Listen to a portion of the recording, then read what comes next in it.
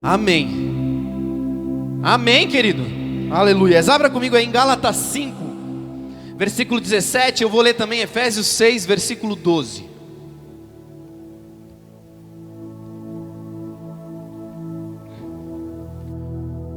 Bem rápido,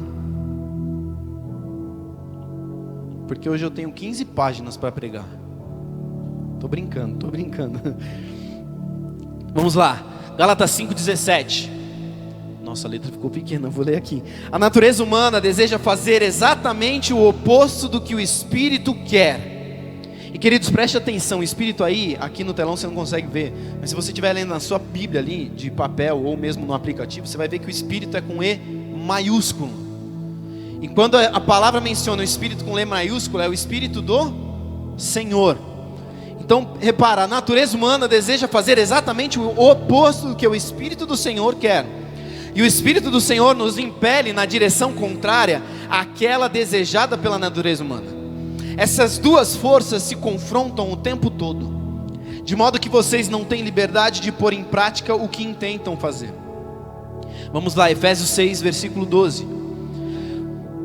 Pois nós não lutamos contra inimigos de carne e sangue, mas contra governantes e autoridades no mundo invisível ou no mundo espiritual, contra grandes poderes neste mundo de trevas e contra espíritos malignos nas esferas celestiais. Essa noite, queridos, eu queria falar um pouquinho conosco a respeito de guerras que rompem. O que seria isso? O que são guerras que rompem? Você vai descobrir no decorrer da mensagem. Essa semana, queridos, esses últimos dias eu me cobrei muito. Em outras palavras, eu me acusei muito. Porque, como vocês sabem, a gente está com o Caio, recém-nascido, está com 2 meses e pouquinho, vai fazer 3 meses daqui 2 semanas. E até falando do Caio, queridos, semana que vem eu e Rei estaremos no litoral, a gente vai estar com o Fred. Nós vamos apresentar o Caio lá. Por quê? Nós decidimos apresentar lá. Primeiro, ele é o nosso pastor, ele ofereceu de a gente apresentar lá. E porque a gente não conseguiu organizar dele vir para cá. E aí daqui a pouco o menino está correndo, literalmente correndo, e depois também literalmente correndo risco de vida, e a gente nem apresentou a criança ainda. Então a gente decidiu por apresentar lá. Se alguém quiser descer, a gente vai apresentar no domingo pela manhã, às 9 da noite, a gente está aqui de volta. Mas se alguém quiser participar e ir lá com a gente, descer, serão bem-vindos. Se não, dá para assistir online, eles transmitem online. A gente solta os links aí para todo mundo, não tem problema. Mas esses últimos dias com o Caio em casa, a gente está se organizando, a gente está se readaptando. Nós tivemos o Isaac, tem 2 anos e 2 meses. E no processo do Isaac a gente se adaptou de uma forma, e agora é uma outra adaptação. Porque o Isaac tem 2 anos e 2 meses, mas ele é um bebê ainda. Que corre, que grita, mas é um bebê, não deixa de ser o bebê. E a gente está com um Caio que nos impossibilita de muitas coisas. E eu continuo levantando cedo, na realidade o Isaac agora é o nosso despertador em casa, a gente não precisa mais pôr despertador, porque dá umas 7h30 ele levanta, e quem quiser levantar vai ter que levantar, quem não quiser levantar vai ter que levantar também. Então a gente acorda, eu acordo, vou com ele para a sala, eu ponho um filminho para ele, eu aproveito esse tempo que ele fica assistindo um filminho, dou uma mamadeira e tal, e eu tiro para ler. Então eu consigo ler. Geralmente quando eu já vi o filme, porque se eu não vi o filme eu acabo assistindo o filme também. Mas quando eu consigo ler, e aí eu leio, só que nessa adaptação toda, eu não consegui me organizar com relação ao meu tempo de secreto de oração. E que eles pensam numa semana que eu mal orei. Você falou, Jesus, o que o Tiago vai ministrar? Calma, queridos, não tem a ver comigo. Mas eu orei, fique em paz. Mas eu me cobrei justamente por causa disso. Falei, Deus, eu não estou conseguindo orar, eu não estou conseguindo tirar tempo. Eu comecei a me reorganizar, estou conseguindo tirar um tempinho aqui no escritório, durante o dia. Mas tem dia que eu também não consigo, aí fica aquela bagunça, moral da história. Chegou lá para quinta-feira, eu vim para o escritório, voltei com a minha irmã para casa. E no carro eu estava falando com ela, Rê, não tem ideia do que ministrar no domingo, não estou entendendo ainda. E enfim, a gente teve a célula à noite. Aí depois da célula a gente foi se deitar ali na cama, eu comecei a falar um pouquinho com Deus. instantes antes de dormir. Sabe aquela oração que você começa de noite antes de dormir e diz o amém só no outro dia de manhã? Quem já orou assim? Eu direto. Mas o que aconteceu? Nesse dia eu fiz essa oração assim, bem espontânea, bem leve. Eu com Deus só, não abri minha boca, eu só orei em pensamento, no coração. E no domingo já acordei um pouquinho melhor. No domingo não, na sexta-feira já acordei um pouquinho melhor. Na sexta consegui orar de novo, tirar um tempinho específico para isso. E aí, queridos, parece que a coisa clareou, sabe? Agora, por que eu estou te contando isso? Por enquanto é segredo, você vai entender no decorrer da mensagem, fica ligado. Paralelo a isso, queridos, há 2 semanas atrás, eu comecei a vir de bicicleta para a igreja, aqui para o escritório. Teve até um irmão bocudo que chegou aqui, com o Daniel veio aqui, né? Aí ele falou como é que era lá o negócio da rocha lá que eles fizeram do emagrecimento, esqueci o nome. O reality do peso, que o Daniel venceu, o Daniel ministrou aqui pra gente. Aí no final do culto, um bocudo aí, um tal do Kleber aqui, né? Ele virou pra mim e falou, tá precisando fazer, gente, vamos fazer esse reality. Eu falei, não, vamos, irmão, vamos. E eu tô precisando ainda. Mas eu comecei a vir de bicicleta, queridos. Eu quero honrar o Pedro e a Rê. Cadê minha irmã? Subiu pra dar mamar? Pra deixar o Luca, tá? O Pedro tá aqui, você passa pra ela depois, né? Eles investiram o empréstimo da bicicleta na minha vida, porque a bicicleta é deles. Então eu tô vindo pra cá de bicicleta. E queridos, conversei com a Rê e peguei a bicicleta e vim. Primeiro dia, na vinda, só na vinda, eu desci da bicicleta umas 4 ou 5 vezes. Na descida, sabe assim? Na descida eu cansei. Então eu viro o primeiro dia e tal, cheguei aqui, aleluias. Voltei para casa. Segundo dia, terceiro dia, aí um dia eu conversei com o Pedro.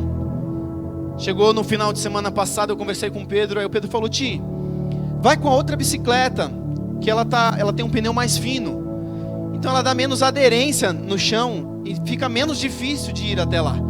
Falei, gostei dessa ideia. E eu falei, vou usar então. Peguei a bicicleta, desci no posto, enchi lá o pneu. E aí eu fui tentar fazer um caminho alternativo, que o Pedro me ensinou, que era, ele passava aqui por cima do matagal aqui, mas a gente passava do lado do Tamboré 6, alguma coisa assim, eu nunca tinha feito. Aí eu tentei fazer esse caminho, mas eu cheguei na porta da entrada do caminho, o que aconteceu? Aramado, tudo fechado lá, não deu pra fazer. Só que para chegar nesse lugar aramado, eu já tive uma subidinha gostosa, generosa, né? Eu subi, aí eu falei, putz, grilo. Eu desci. Só que aí eu desci toda a subida de um lado do morro, para ter que subir ela do outro, para pegar o caminho natural que eu viria até aqui. Aí eu cheguei na frente, na subida, nesse pico do morro, do outro lado, é o nosso prédio que a gente mora. Eu falei, bom, eu já tô morto, eu desisto de bicicleta hoje. Deixei a bicicleta na garagem e vim de carro. Aí quarta-feira foi feriado, quinta-feira eu peguei a bicicleta de novo. Tinha acontecido alguma coisa, porque o pneu estava muito murcho. Então a hora que encheu, ele desencaixou um pouquinho assim do arame, como é que é o nome? Do aro. Aí eu tive que murchar ele para reencher. Murchei, reenchi e tal, ficou certinho. Aí vim. Saí do caminho todo e tal. No metade do caminho, queridos, da vinda. Tá? Metade do caminho da vinda é 1/4 do caminho do dia. Metade desse caminho, de repente, pá! Daquele estouro assim, quase que eu caí da bicicleta. O que aconteceu? A hora que eu olhei para baixo, o pneu estava meio baixo. Aí eu imediatamente desci, cheguei perto de uma banca ali para pegar uma sombrinha. Virei a bicicleta de ponta cabeça. Sabe aquela, quando a gente põe a bicicleta, igual a barata, assim, com as pernas para cima? Sabe, pus a bicicleta, o banco e o guidão no chão. Aí fui olhar, o pneu da frente estava murcho. A hora que eu encostei perto do pneu da frente, assim, o de trás, pá! De novo, meu Deus! Né? Aí eu respirei, porque o primeiro eu tomei um susto, depois eu quase morri de infarto, né? Porque eu estava mexendo da frente, estourou de trás. E aí eu estava no meio do caminho. Aí, uma vez que eu usei, irmão, o cara tá querendo que eu compre uma bicicleta nova, olha só.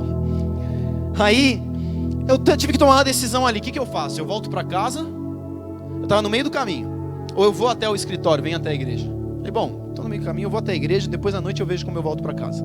E vim empurrando a bicicleta até aqui. E cheguei aqui, depois no fim do dia, minha irmã conseguiu passar por aqui, ela estava numa obra aqui perto. Aí pusemos a bicicleta lá no carro e viemos embora. Aí no outro dia, na sexta-feira, eu voltei para a bicicleta anterior, com pneu grosso, que estava tudo certo. E vim. E nessa vinda, queridos, eu já consegui vir de ponta a ponta sem descer da bicicleta. Deus é bom. Deus é misericordioso. Vim na vinda, tá, queridos? Na volta eu desci umas 4 vezes, porque a volta é mais pesada. É mais difícil. Agora, por que eu estou te contando isso? Vocês vão entender um pouquinho melhor no decorrer da mensagem aqui. Mas, de novo, eu quero ler Efésios 6,12. Foi essa última passagem que nós lemos. Pois nós não lutamos contra inimigos de carne e sangue, mas contra governantes e autoridades do mundo invisível, contra grandes poderes neste mundo de trevas e contra espíritos malignos nas esferas celestiais. A nossa luta, queridos, não é contra carne e sangue. A nossa luta não é carnal, não é humana. Mas a questão que veio ao meu coração é de que maneira que nós enfrentamos as nossas guerras, as nossas lutas. Como nós temos nos posicionado frente às lutas que nós enfrentamos. A gente resiste a elas? A gente se levanta contra elas? A gente enfrenta elas? Ou a gente sucumbe em meio às guerras, em meio às lutas? Como nós temos caminhado, queridos? Sabe, hoje de manhã o Fred ministrou e eu amo ouvir o meu pastor, porque toda vez que ele prega é uma rema para a minha vida. Não é uma remada, é quase uma remada, uma paulada, mas é sempre uma palavra rema, muito específica. E ele disse uma frase assim: nós podemos estar atravessando o deserto, mas se nós temos uma palavra, essa palavra nos condiciona a suportar os dias maus. Sabe por que Caleb passa 40 anos no deserto e ele ainda não entrou na terra prometida, mas ele diz: eu estou mais forte hoje, ou eu estou da mesma forma, com o mesmo empenho, com a mesma disposição hoje que eu tinha 40 anos atrás. Porque eu tenho certeza, se fosse eu e você no lugar dele, que nós estaríamos assim: pô, já fazem 40 anos, a gente ainda não entrou. Mas o coração dele estava como? Passaram-se 40 anos, e não importa se eu ainda não cheguei, eu tenho uma palavra, meu coração está entregue, eu continuo disponível, empenhado naquilo que o Senhor declarou. Como que nós temos enfrentado as nossas lutas, as nossas guerras, os nossos desertos, queridos? Como nós temos lutado contra isso? Você tem uma palavra? Você tem uma palavra, querido? Sim ou não? Eu tenho uma palavra. Eu já perdi as contas, queridos, de quantas vezes eu passei por dias maus e eu tive de subir num púlpito para ministrar. Isso que eu estou há 8 meses aqui ministrando com maior frequência. E toda vez, minha vontade, sabe qual é? De sair correndo. Quem já se viu numa situação dessa? Sabe, você tem um enfrentamento, não que isso aqui seja uma luta, é um desafio, sempre é um desafio. Mas aquela sensação de, não quero, não dá.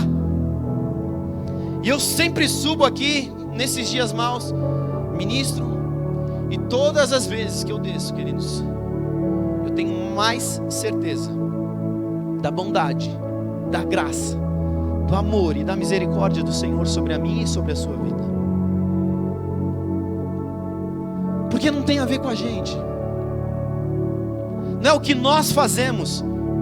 Paulo vai declarar: quando somos fracos, é que somos fortes. Por que ele declara isso? Porque quando nós estamos fracos, nós não temos o que oferecer.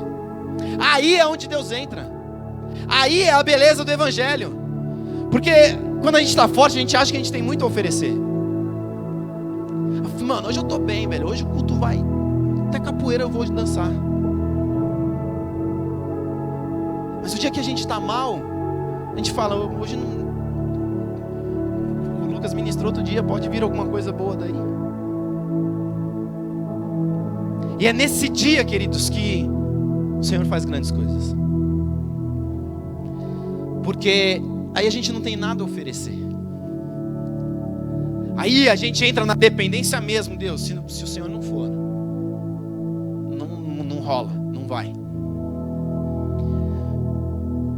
Deus é nosso Pai, queridos, e Ele deseja o melhor para mim e para você. Sabe os seus sonhos? Você tem sonhos? Quantos tem sonhos? Tem ou não? Quem está em dúvida? Em dúvida. Eu tenho mais ou menos um sonho. Todos nós temos sonhos, queridos, e a palavra vai declarar: os meus sonhos são maiores do que os seus sonhos. O Senhor tem sonhos sobre as nossas vidas muito maiores do que aquilo que a gente sonha. Ele tem bons anseios sobre as nossas vidas. Sabe, a visão dele para nós hoje, como é que é? Ele olha para o Tiago, nu e cruamente. Está comigo, queridos? Como é que Deus olha para mim? Existe um filtro entre eu e Deus. Qual é esse filtro? O sangue de Jesus, a vida de Cristo, Jesus. Deus olha para mim e Ele vê o Tiago? Não, Ele olha para mim e vê Jesus. E o que Jesus fez nos garante o amor de Cristo, o amor de Deus por nós. Ele é o mesmo, querido, e porque Ele olha para nós dessa forma, Ele é o mesmo ontem, hoje e para sempre. O amor dele por nós é o mesmo ontem, hoje e para sempre. O amor dele por nós não mudou. Não tem a ver com o que eu e você fazemos. Sabe, hoje eu estou pregando aqui, Deus me ama mais. Não, Deus me ama a mesma coisa do que Ele me amava no dia seguinte que eu nasci. Que eu já tinha infernizado a vida da minha mãe e do meu pai, chorando, resmungando, porque eu queria mamar, porque eu queria comer. Ele me amava do mesmo jeito que Ele ama hoje. E hoje Ele me ama do mesmo jeito que Ele me amará daqui 60 anos. Que talvez eu olhe para trás e diga: está consumado, o que eu tinha para fazer eu fiz. Cumpri, combati o bom combate, caminhei a corrida da fé. Naquele momento Deus vai olhar e falar: hoje eu te amo mais. Não, Ele ama do mesmo jeito. Você está entendendo que eles não tem a ver com o que nós fazemos ou deixamos de fazer. Não tem a ver com quem nós somos ou deixamos de ser. Tem a ver com quem Ele é. E Ele é amor. A palavra de Deus vai dizer: Deus é amor. E se nós não amamos, nós não estamos em? Vamos lá, me ajuda, gente, a pregar. Se eu não amo e Deus é amor, eu não estou em Deus. Simples assim. Ele não muda. Agora, não deixe, queridos, que as circunstâncias te impeçam de amar aquele que te amou primeiro. Que aquilo que você tem passado, que as guerras que você tem travado, não te impeçam de permanecer amando ao único que é digno do meu e do seu amor. Livre-se da mentalidade meritocrática, isso é do inferno. E eu vou repetir, queridos, meritocracia é uma mensagem diabólica. Ela não provém de Deus. Na seleção brasileira, o Tite escala dessa forma: meritocracia, futebol. Mas no reino de Deus, meritocracia não. Não tem a ver com o meu e com o seu mérito. Eu não estou aqui porque eu sou bom. Nem os meninos, o pessoal que ministrou o louvor não está aqui porque é bom. Nós estamos aqui porque Cristo é bom. Porque Ele cumpriu. Só existe um que é bom. Jesus vai dizer, quando chamam Ele de bom, ainda vivo, Ele vai dizer: só um é bom. Aquele que já cumpriu o que havia sido estabelecido. Hoje Jesus já cumpriu o que havia sido estabelecido sobre Ele. Hoje nós podemos declarar: Jesus é bom. A gente pode até cantar: Ele é o bom, é o bom. Tem aquele louvorzinho assim? Tem? Não tem não? Estou enganado? Deixa pra lá. Sabe, queridos, muita gente ainda prega isso. E pior, muita gente sem saber ainda canta isso. Nós precisamos quebrar isso nas nossas vidas. Eu quero declarar essa noite, queridos, e por favor entenda: o sacrifício já foi, é e sempre será suficiente. Nossa, eu no seu lugar tinha dado um amém, glória a Deus, aleluia. Não, atrasado não vale, querido. Não, conta assim, tô brincando. Você já tem tudo em Cristo. Presta atenção nisso, querido. Você é digno em Cristo. Você é capaz e pode tudo em Cristo. Você é herdeiro de Deus em Cristo. Você é filho de Deus com Cristo. Você é abençoado com todas as bênçãos em Cristo. Você é mais que vencedor com Cristo. Você tem plenitude de Deus em Cristo. O texto vai dizer, queridos, em 1 Pedro 1, 15 e 16: agora, porém, sejam santos em tudo o que fizerem, como é santo aquele que os chamou. Pois as Escrituras dizem: sejam santos, porque eu sou santo. Nesse texto, 1 Pedro 1, 15 e 16, ele está fazendo referência a Levítico 11, 44 e 45, Levítico 19, versículo 2 e Levítico 20, versículo 7. Está apontando aqui para um tempo de lei. Se você olhar as Escrituras, quem escreveu essa carta de 1 Pedro foi? Vamos lá, gente. Não, que nome está escrito ali, ó? Pedro. Vamos lá, Atos 2, 37 e 39, presta atenção, vem comigo, me acompanha no raciocínio. Esse mesmo Pedro que escreveu essa carta aqui, é o que escreve Atos 2, 37 ao 39. Ele escreve todo o livro de Atos, mas vamos ler esses três versículos. As palavras partiram o coração dos que ouviam, e eles perguntaram a Pedro e aos outros apóstolos: irmãos, o que devemos fazer? Presta atenção. Pedro respondeu: vocês devem se arrepender para o perdão de seus pecados, e cada um deve ser batizado em nome de Jesus Cristo.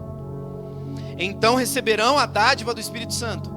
Essa promessa é para vocês, para seus filhos e para os que estão longe, isto é, para todos que foram chamados pelo Senhor nosso Deus. O que Pedro está dizendo aqui?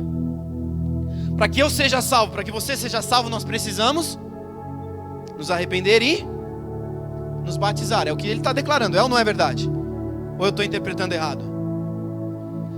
Mas o que acontece? Capítulo 2 de Atos, certo? Início da caminhada deles. Ele continua em Atos 3 anunciando o evangelho fundamentado totalmente em condenação e morte. Se você continuar e ler lá Atos 3, você vai ver que raça de víboras, vocês estão mortos. Ele entra com um âmbito de acusação, de apontamento. Isso é o começo do ministério de Pedro, queridos. Nessa hora aqui, Jesus ainda estava lá no céu assim: Pedro, tu me amas. Mas acompanha comigo. Depois disso vem um tempo de amadurecimento. Ele passa por um processo de crescimento, de desenvolvimento. E lá em Atos 9 vai contar a história de Cornélio. Quem foi Cornélio?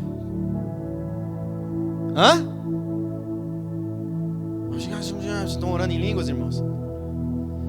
Cornélio, ele está ali na sua casa e ele começa a orar, e Deus fala para ele: manda 2 homens buscar a Pedro.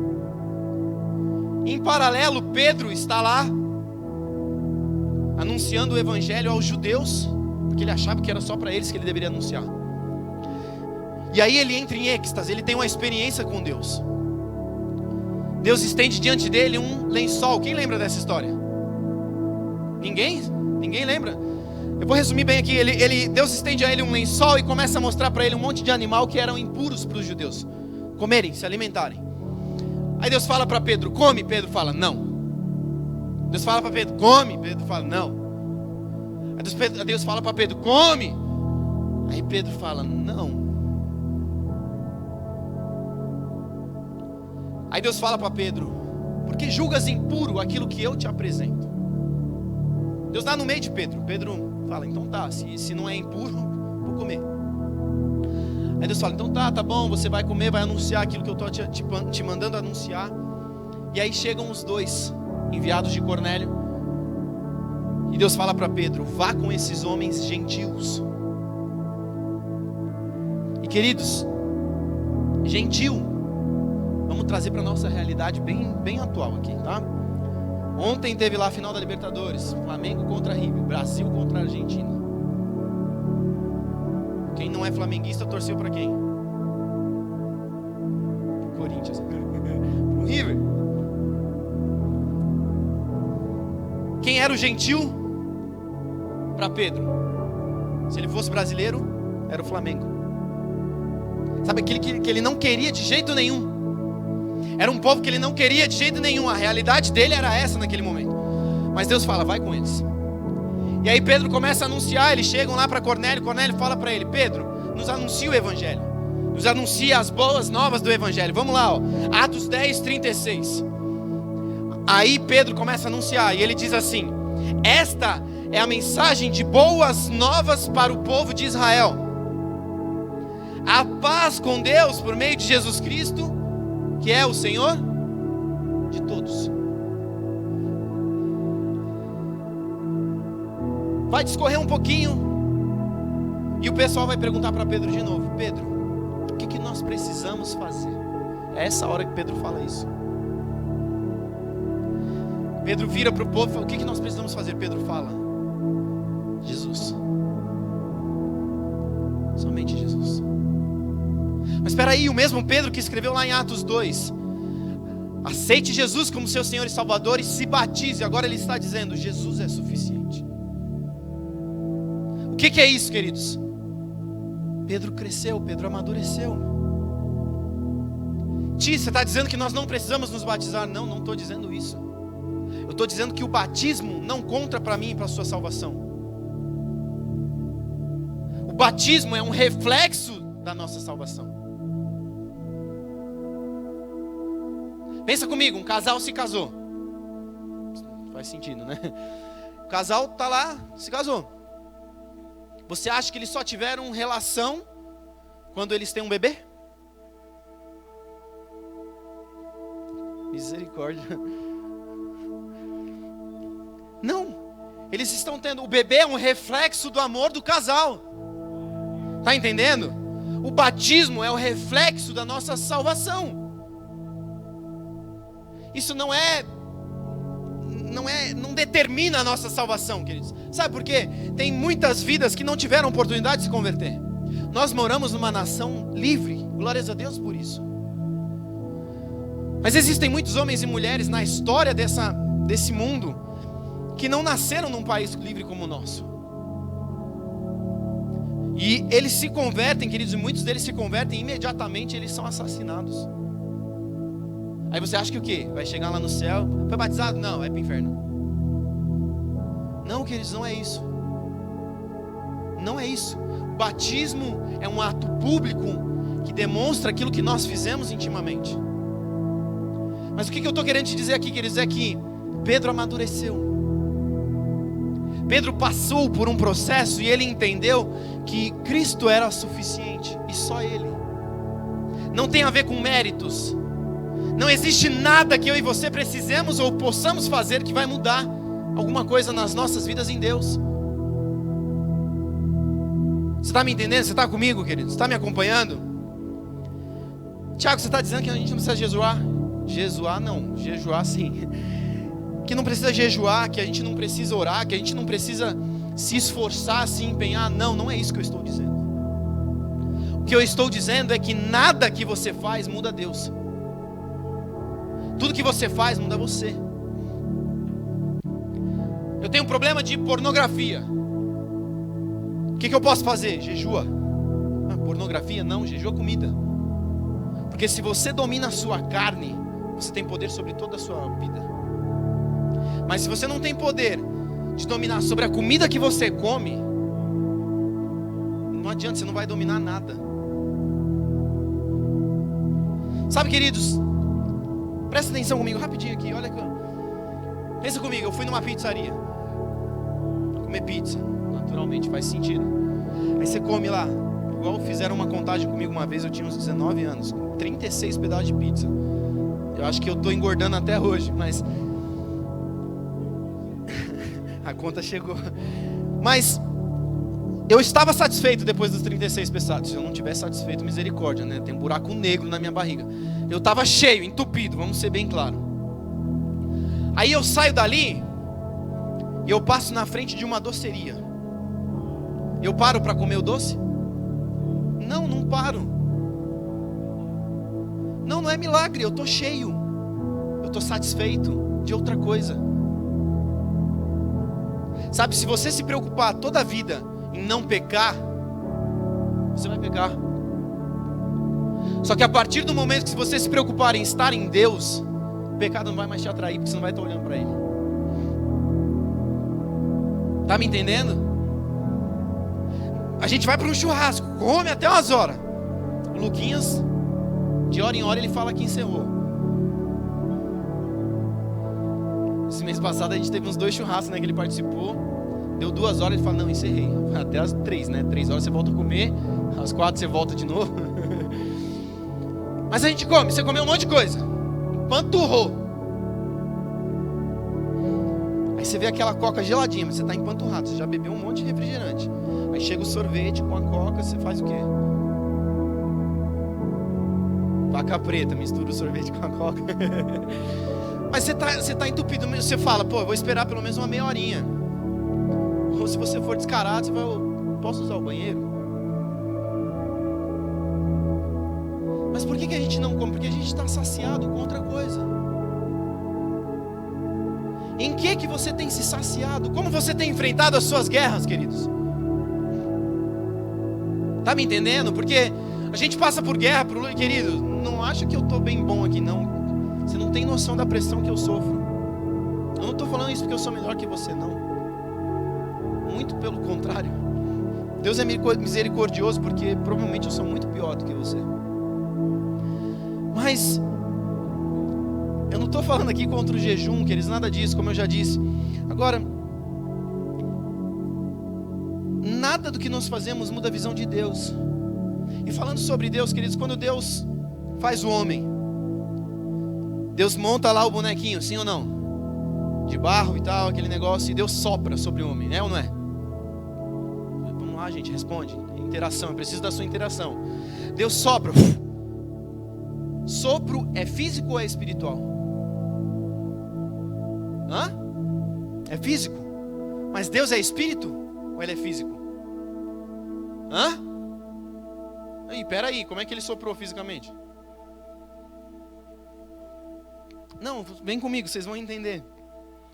Tudo que nós fazemos, queridos, é espiritual. Absolutamente tudo que você faz é espiritual. Alguém discorda? Com sinceridade, sem medo. Você pode estar com vergonha agora de falar, mas se você discorda, deixa eu fazer uma pergunta. O cara que está assistindo o vídeo depois, lá na internet, se você discorda, separa o corpo do espírito, faz alguma coisa só no corpo. Dá para fazer? Separa o espírito, faz alguma coisa só no espírito. Dá para fazer? Não, aquele negócio astral lá que falam, como é que é o nome? Não é Deus que participa disso. Não tem a ver com Deus. Nós vivemos, queridos, dias de muita luta, de muita resistência, de muita entrega, de muito empenho. E por vezes nós nos fadigamos, emocional, espiritual e fisicamente. É ou não é verdade? Semana passada, como eu disse, eu comecei a vir de bicicleta. E queridos, no segundo dia que eu cheguei, no primeiro dia, a Rebeca olhou assim para mim e falou, vai tomar banho. Porque o cara tá sem fazer nada. Faz uns, sei lá quantos anos, amor. 2 anos, sei lá. Nenhum exercício físico. E quem me conhece sabe que eu transpiro. Eu subo 2 andares aqui de escada, eu chego lá em cima pingando. Então eu cheguei em casa suado. Ele falou, vai tomar banho. Mas no segundo dia, queridos, eu cheguei suado e mais branco do que eu já sou. Aí ela falou, não vai tomar banho. Ela falou, senta em nome de Jesus. Você vai morrer. Eu estava cansado, eu estava fadigado. Mas por que eu estou te dizendo isso, queridos? Como eu disse, eu saio de casa lá para vir para o escritório e eu saio da garagem, é reto, tá? É uma reta, eu já chego morto no fim da garagem. Mas o que me empenha a continuar? O que me dá esperança? O que me dá fôlego para permanecer? Pô, eu já andei, sei lá, 100 metros, eu já estou morto.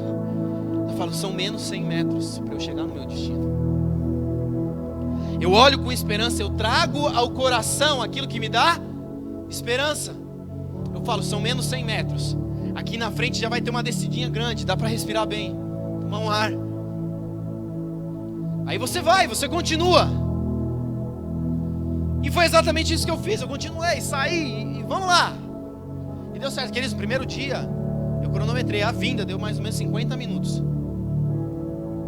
E se eu não estou enganado, daqui em casa tem 7 quilômetros, não é isso, Pedro? Pedro sabe mais ou menos também. 6 ou 7. 50 quilômetros eu estava o quê por hora? Uns 5 por hora. Estava bem lento. Mas eu não desisti. De que maneira nós temos enfrentado as nossas guerras, as nossas lutas, aquilo que vem de encontro a nós. Como que nós temos enfrentado, queridos? Em meio às nossas lutas, nós temos a opção de parar. E na caminhada ali eu parei algumas vezes, queridos. Na volta, eu parei, literalmente eu parei. Eu não desci da bicicleta, eu parei para respirar. Quase que eu joguei a bicicleta assim pro canto, caí pro outro. Acho que meu pai teve uma experiência dessa, né? Que foi andar de bicicleta, não aguentou, parou. A bicicleta caiu para um lado, ele para o outro, respirou uma meia hora, depois levantou e deu o caminho. O que nos motiva a permanecer? O que nos motiva a continuar? Por que nós não paramos? Eu já falei, porque nós temos uma palavra. Você tem uma palavra, queridos? Eu tenho uma palavra. Em meio à tempestade, o Senhor está. Por vezes nós até cantamos: a tempestade é você, chuva forte é você, vento forte. Mas por que a gente canta isso? A hora que chega na tempestade a gente não vê Deus nela. Aí a música até continua, né? Me tira o medo que me faz dizer, Moisés, suba em meu lugar. Você nem pede para ninguém subir no seu lugar, você só se joga no chão e fala: dá seu jeito, Deus. Em que nós estamos fitando os nossos olhos em meio às lutas, em meio às guerras, em meio às dificuldades? O que te trava? A música já nos mostrou, o medo nos trava. Queridos, nesse dia que estourou o pneu, eu tive medo. Falei, mano, o segundo pneu eu olhei assim, eu falei, mano, alguém tá atirando aqui, não é possível. Porque foi um barulho. Pá! Aquele barulhão assim, eu olhei, sabe assim, você se apalpa. Não tem nada a ver com o barulho de um tiro, mas você toma um susto, querido. Quanto já no carro, assim, você não tá no carro dirigindo, de repente você ouve um barulho e você fala, alguém bateu em mim. É essa sensação, foi essa sensação que eu tive. Eu olhei para trás assim, eu falei, tem alguém aqui? Mas aquilo não me parou. Eu poderia ter voltado para casa, pegado o carro e ido para o escritório. Eu falei, não, eu vou fazer exercício aqui, nem que seja andando, empurrando a bicicleta. A intenção, primeiro, da bicicleta é fazer um exercício, mas eu também economizo gasolina, eu também economizo a manutenção do carro. Primeiro, o meio ambiente. Primeiro, queridos, por que eu estou fazendo academia? Porque eu não tenho tido tempo para fazer. Academia não, né? A bicicleta. Porque eu não tenho tido tempo para fazer academia. Porque a gente está com 2 filhos em casa. Orem por nós. É tenso. Aquela criança que subiu aqui tocando terror, querido, é meu filho. E o Márcio estava do meu lado. Eu virei para o Márcio e falei, Márcio, quem é o pai dessa criança? Em nome de Jesus. Mas, querido, deixa eu te dizer algo até sobre as crianças. Isso te incomoda? Se desprende. Pensa num cara que era chato com criança. Não, melhorei, amor, em nome de Jesus. Não me reprima, não me... Pensa num cara que era chato com criança, que ele ficava no pé das crianças na igreja. Não me chamavam de Tiago, né? Me chamavam de diácono. Porque eu tocava o terror com as crianças, queridos, e Deus ministrou muito comigo. E sabe, Jesus disse o que a respeito das crianças? Deixai vir a mim as crianças, porque delas é o reino dos céus. Com a sua inocência, com a sua irreverência, não com a sua falta de responsabilidade, ou com a sua falta de respeito diante de Deus, mas com a sua irreverência. Isaac chegou aqui, jogou a bolinha ali. A minha vontade era pegar a bolinha e jogar na cabeça dele.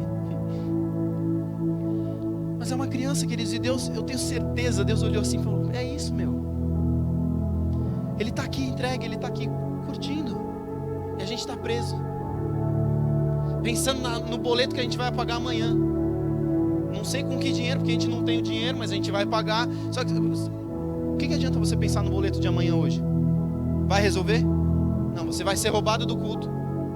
Você não vai conseguir prestar culto, você vai ficar, boleto, endemoniado desse boleto. Não, o boleto não é endemoniado.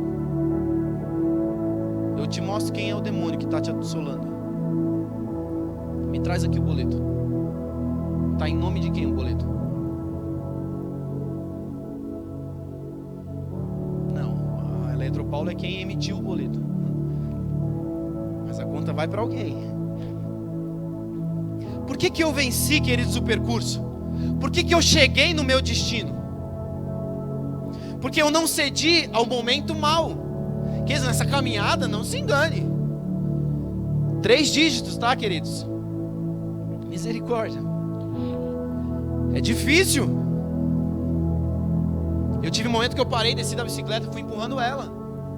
Mas eu não decidi parar, eu não decidi desistir. Eu decidi permanecer.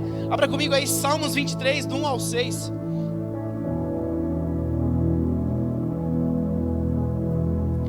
No momento ofegante, no momento de desgaste, queridos, eu não decidi parar, eu decidi continuar. E olha só, Salmos 23, do 1 ao 6, isso vai dizer, você conhece muito bem isso. Está na NVT, Fê? 23, 1. Do 1 ao 6. O Senhor é meu pastor e nada me faltará. Ele me faz repousar em pastos, em verdes pastos, e me leva para junto de riachos tranquilos. Renova minhas forças e me guia pelos caminhos da justiça. Assim, Ele honra o seu nome. Volta ali. Ele renova as minhas forças e me guia pelos caminhos da justiça. Assim, Ele honra o seu próprio nome. Ele renova as suas forças. 4. Mesmo quando eu andar pelo escuro vale da morte, não terei medo, pois Tu estás comigo ao meu lado. Tua vara e o teu cajado me protegem. Preparas um banquete para mim na presença de meus inimigos. Unges minha cabeça com óleo, meu cálice transborda. Certamente a bondade e o amor me seguirão todos os dias da minha vida, e viverei na casa do Senhor para sempre. Ele honra o seu nome. De que forma que Ele honra o seu nome? Joga o 3 aí, Fê, pra gente. Ele honra o seu nome nos dando força, nos renovando as forças. E aí o texto segue ali. Não, volta aí, ó. E me guia pelos caminhos da justiça. Ele te dá força e Ele te traz direção. Você está se sentindo sem rumo? Você está se sentindo desfalecido? Sabe por quê? Porque nós não estamos nele. Se nós estivermos nele, a gente tem força e a gente tem direção. A gente pode ter um momento de aflição ali, de fadiga, cansei. Ai, Deus, cansei. A hora que você olha para Deus, Ele te dá força e te dá direção. Geralmente, queridos, o romper final na minha e na sua vida é o mais difícil. É onde nós mais queremos parar. No percurso que eu venho para cá de bicicleta, na vinda, eu pego um descidão aqui, esse descidão aqui da frente do Burger King, do lado inverso, né? Eu desço ele, mas depois tem aquela subidinha. Aí depois eu pego uma outra descidinha, aí você respira. Só que se eu não pedalar, eu não chego aqui. Mas, queridos, como diz a minha esposa, nesse percurso, nesse ponto eu já estou morto com farofa. E aí o que você precisa fazer? É saber dosar quanto você vai se empenhar nesse processo final. Porque se eu jogar a marcha lá em cima, na mais pesada, eu dou meia pedalada e aí caiu e a bicicleta. Mas se eu jogar muito leve, você fica naquele negócio assim, você cansa também. Então você precisa ter sabedoria e discernimento para saber o quanto dosar. No processo final, queridos, é o mais difícil ali. É o momento que você mais precisa de discernimento, de entendimento, de maturidade. Sabe, os processos da vida, eles são mais ou menos assim. É onde nós mais precisamos saber dosar. Olha para Jesus. Jesus chega momentos antes da sua crucificação. Cruz, Jesus, tá certo? Crucificação, achei que eu tinha falado errado. Momentos antes ele vai para o Getsemane, para o jardim do Getsemane, ele ora, ele busca o Senhor. E ali ele soa o quê? Sangue. Eu não sei se você já estudou sobre isso, se você já viu algo sobre isso, mas suar sangue é um momento de maior aflição possível na vida de um homem. Para você chegar ao ponto de suar sangue, só existe um relato na medicina recente de um homem que suou sangue. O que aconteceu? Ele não pegava nele a anestesia, então não fazia efeito, o corpo não ficava anestesiado. Então, com anestesia ou sem anestesia, dava no mesmo. Então ele teve de fazer uma cirurgia sem anestesia. Tiveram de abrir, se eu não me engano foi o coração dele, tiveram de abrir o coração dele, o peito dele, e ele suou sangue.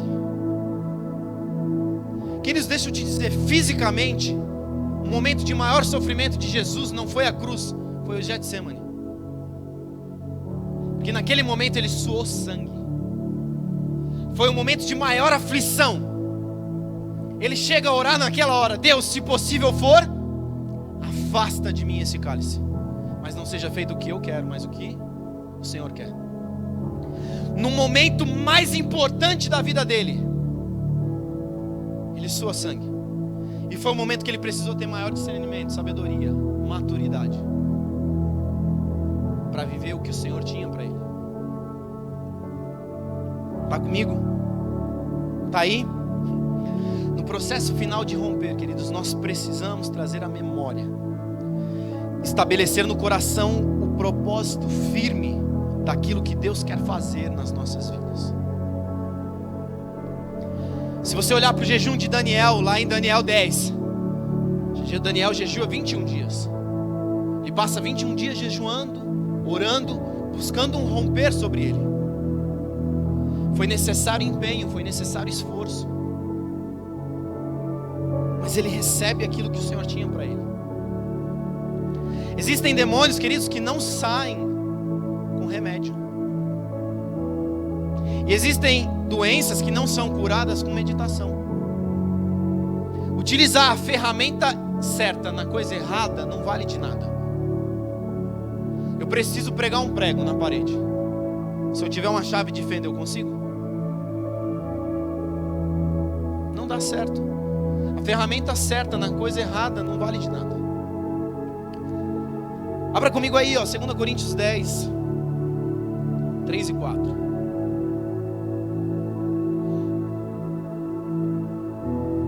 Embora sejamos humanos, não lutamos conforme os padrões humanos. Usamos as armas poderosas de Deus e não as armas do mundo, para derrubar as fortalezas do raciocínio humano e acabar com os falsos argumentos. Nossas armas, queridos, não são naturais. Elas não são humanas, mas espirituais. E não existe, queridos, nada mais espiritual do que oração. Nada mais espiritual do que os princípios espirituais, as disciplinas espirituais. Qual foi você jejuou? Qual foi a última vez que você leu a palavra? Qual foi a última vez que você parou para orar? Qual foi a última vez que você empenhou tempo para isso? Efésios 6, do 13 ao 18, olha só, essa versão NVT, ela mostra algumas coisas bem legais para a gente. Você certamente já leu essa passagem, já ouviu falar. Efésios 6, do 13 ao 18. Portanto, vistam toda a armadura de Deus, para que possam resistir o inimigo no tempo do mal, ou no tempo do dia mal. Então, depois da batalha, vocês continuarão de pé e firmes. 14. Assim, mantenham a sua posição, colocando o cinto da verdade e a couraça da justiça. O que é a verdade? Jesus é a verdade. Como calçados, usem a paz das boas novas. O que são as boas novas? O Evangelho. Resumidamente, nu e cruamente, o que é o Evangelho? Jesus, a cruz. Para que estejam inteiramente preparados. Em todas as situações, levantem o escudo da fé. O que é a fé? Fé é o firme fundamento daquilo que nós não vemos. Em outras palavras, fé é aquilo que nos dá esperança. Para deter as flechas de fogo do maligno. Quem é o maligno? É o? Fala, querido. Quem é o maligno? O capeta não, lapeta, aqui não, lá. Para deter as flechas do maligno, usem a salvação como capacete e empunhem a espada do Espírito, que é a palavra de Deus. Orem no Espírito em todos os momentos e ocasiões, permaneçam atentos e sejam persistentes em suas orações por todo o povo santo. Qual é a sua luta, queridos, e quais são as suas ferramentas? Qual é o seu romper? Como eu disse, essa semana eu estava em crise de novo. E quando eu digo para vocês que eu fico toda semana em crise, vocês não acreditam, né? Mas eu estava em crise de novo. Poxa Deus, e aí? Como é que é? Como é que não é? O que vai ser? O que não vai ser? Aquela história toda. Porque fico me julgando incapaz, fico me despreparando, ou me sentindo despreparado, me despreparando não, mas eu me sinto despreparado para algumas coisas. E eu não havia entendido até a quinta-feira à noite o que ministrar aqui hoje. Eu comentei com a minha irmã no carro, quando a gente voltava daqui na quinta-feira, eu falei que o pneu estourou lá, né, os dois. E aí a gente voltando para casa, ela, você não tem nem ideia. Eu falei, eu não tenho nem ideia da ideia. Ela falou, não, a gente vai orar na célula hoje e Deus vai falar. Eu falei, amém. Aí fomos para a célula, o que aconteceu? Estávamos nós 4 lá, e queridos, tem célula com toda tranquilidade, tem célula que a gente mais confraterniza, a gente conversa. Na realidade eles conversaram, eu estava mal. Eu fiquei assistindo lá o seriado que eu gosto, queridos, eu já falei muitas vezes sobre isso. E queridos, nós somos provados naquilo que nós pregamos. Mas eles ficaram lá, sei lá, umas 3 horas. Às 3 horas eu fiquei vendo o seriado. Eles falavam mais alto, eu aumentava o volume. Aí eles falavam mais alto, eu aumentava mais o volume. Aí o que aconteceu? Uma hora, era uma, sei lá, quase meia-noite, falei para eles, a hora que vocês quiserem orar, vocês me avisam. Aí eles, orar? Hoje a gente não vai orar não. Aí moral, a gente encerrou lá e eu fui orar, aí eu fui deitar. Aí foi a hora que eu falei, deitado na cama lá, eu fiz uma oração com Deus. Na sexta-feira eu amanheci, sabe assim, parece que estava tudo ali. Sabe quando a escama sai? Deus estava dizendo, Tiago, a mensagem está aí. O problema é que você não estava me buscando, então você não conseguia ver o que eu queria que você visse. Faz quanto tempo que você não ora, queridos? Faz quanto tempo que você não está com Deus? Qual as armas que você tem utilizado? Como você tem se empenhado nas guerras, nas lutas? Nós temos como igreja um romper para viver. Mas o que eu estou falando, queridos, é de um romper pessoal, a sua vida especial, particular. Como eu disse, como igreja nós estamos próximos de um romper. Eu não sei, eu não consegui discernir o que Deus fará, queridos, mas eu tenho uma certeza no meu espírito de que nós estamos próximos de algo que a gente não vai explicar, não vai conseguir explicar. Nós vamos viver um romper, assim, algo iminente está para acontecer. Mas o que eu estou falando é você pessoalmente, a sua vida particular, qual é o seu romper? Pelo que você tem orado? Guerras que rompem, queridos, é o que nós estamos falando nessa noite. Sabe, a luta que você está passando é uma barreira que você está para passar, para alcançar o próximo nível, para viver algo novo que o Senhor tem na sua vida. Vocês estão comigo aqui?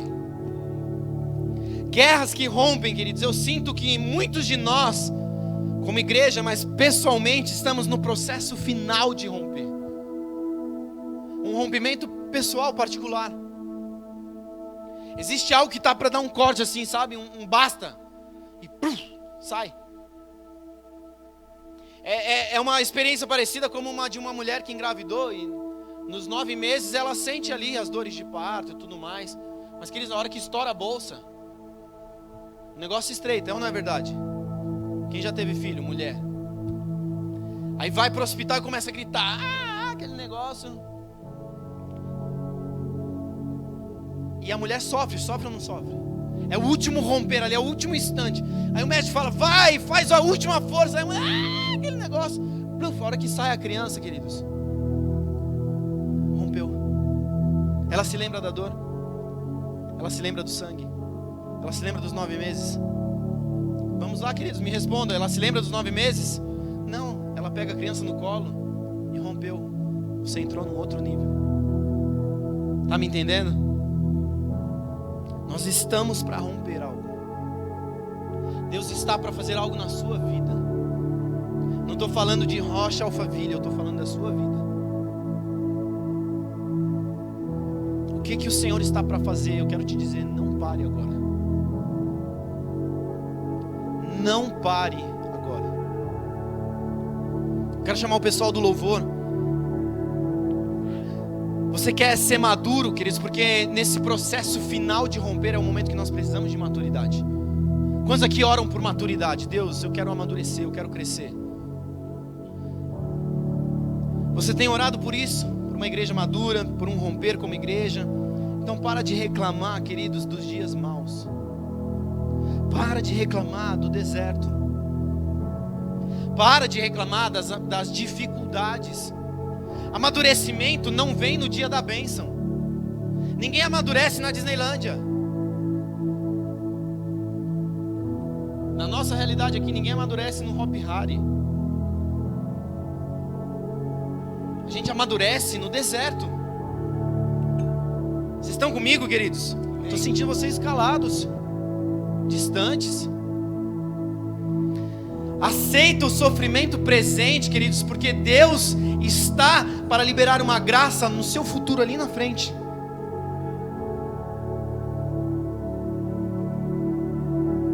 A graça futura é liberada pela lapidação da dificuldade do sofrimento presente.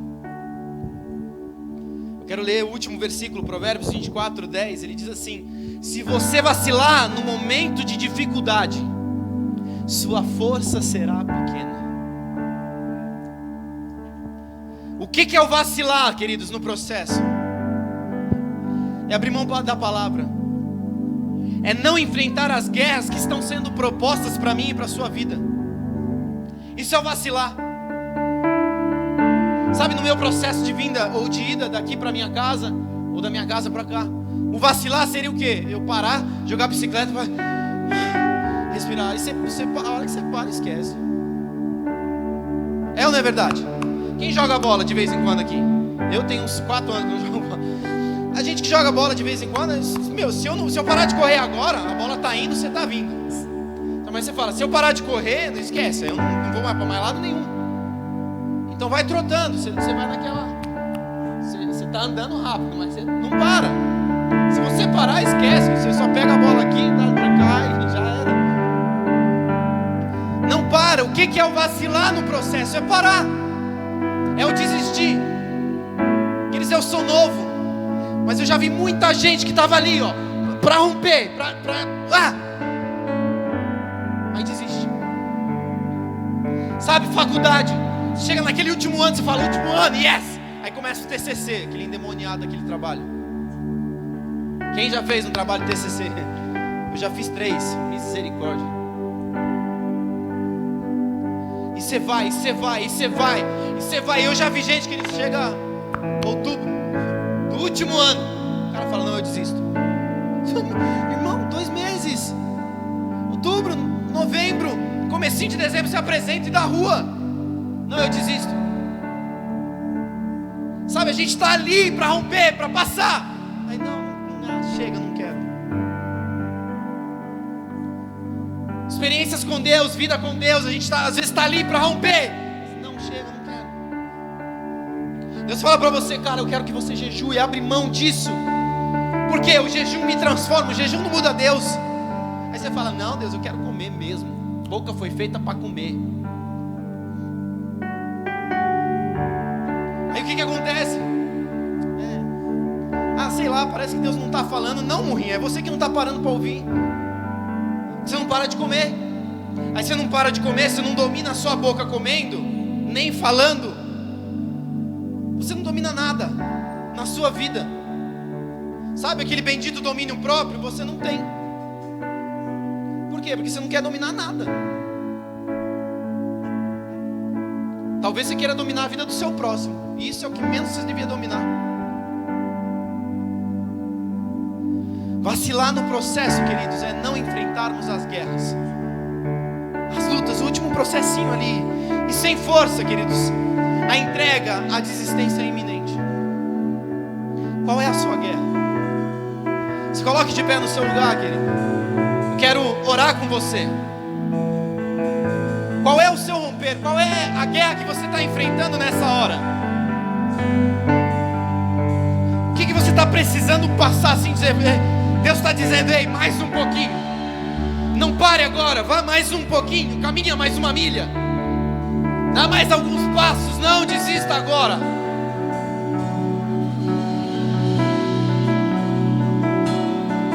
Qual é o processo que você está vivendo?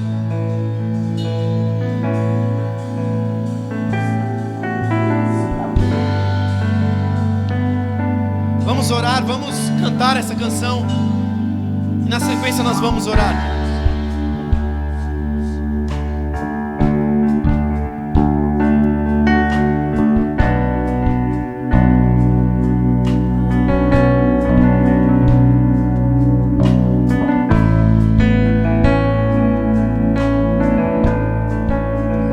Querido, se você entende que você está por um romper, por um processo ali de mudança, de guerra, que está te levando para um outro nível, coloca a mão no seu coração. Eu quero orar por você. Eu não vou chamar ninguém aqui à frente. Eu acredito que você já tenha falado com Deus alguma coisa.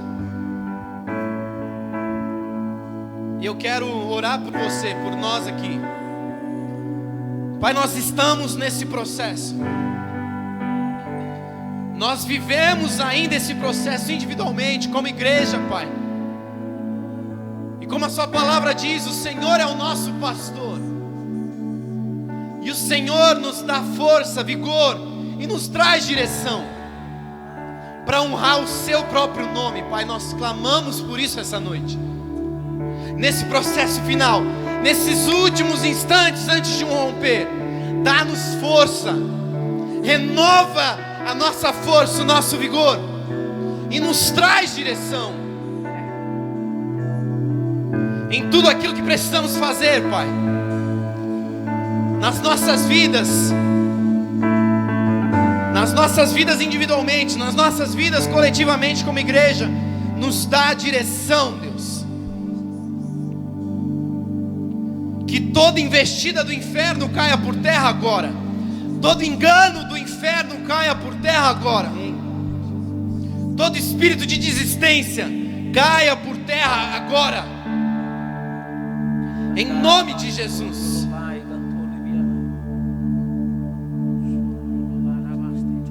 Você não é fraco.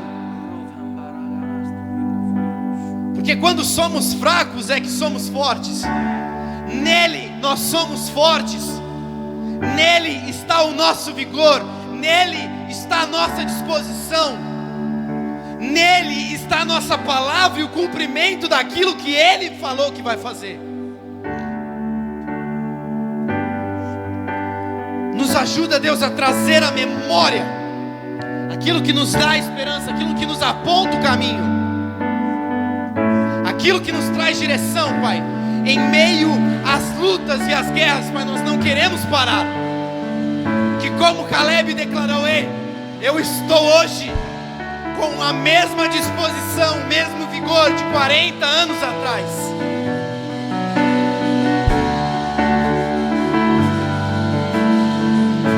Em nome de Jesus, renova em nós, Pai,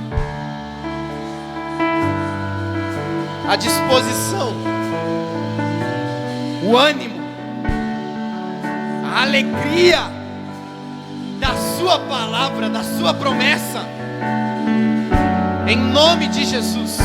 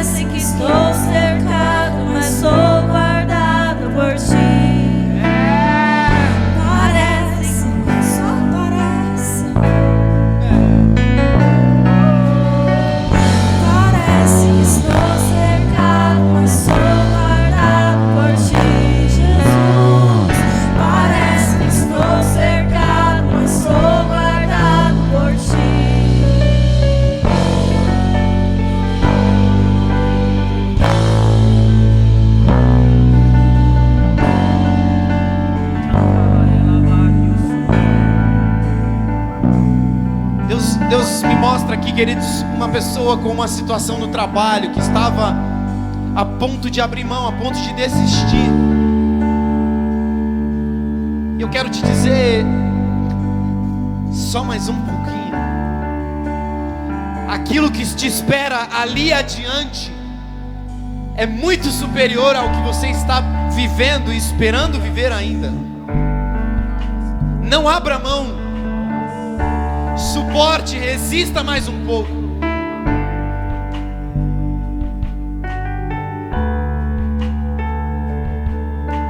Em nome de Jesus, queridos.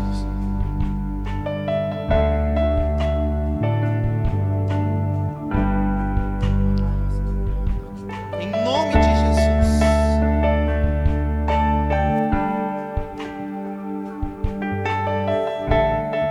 Pai, nós te entregamos esses próximos dias, essa semana, as nossas vidas diante do Senhor. Que essa palavra frutifique, Deus. Que essa palavra dê fruto, germine nas nossas vidas. Que a nossa força e o nosso vigor sejam renovados pelo Senhor, Pai. À medida que estivermos te buscando, à medida que estivermos nos entregando,